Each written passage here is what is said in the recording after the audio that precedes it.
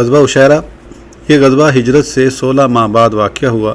اس غزوہ میں مدینہ منورہ پر ابو سلمہ کو حاکم مقرر کیا اور حضرات صحابہ کرام سمیت 30 اونٹوں پر باری باری سوار ہو کر نکلے۔ اس میں قریش کے تجارتی قافلے کی راہ روکنا تھی جو کثیر مال لے کر شام سے آئے۔ آپ ذوالعشیرہ پہنچے جو مدینہ منورہ سے تقریباً 36 میل دور ہے، لیکن وہ دوسری راہ اختیار کر کے نکل گئے۔ اس طرح یہ غزوہ بدر کا باعث ہوا۔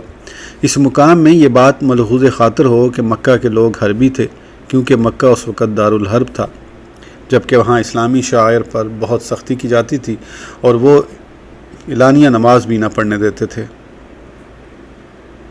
اسلام کی روح سے اہل حرب معصوم الدم نہیں، بلکہ ان کو قتل کرنا اور ان کے مال پر قبضہ کرنا مباح ہے تاکہ کفر کی طاقت کمزور ہو۔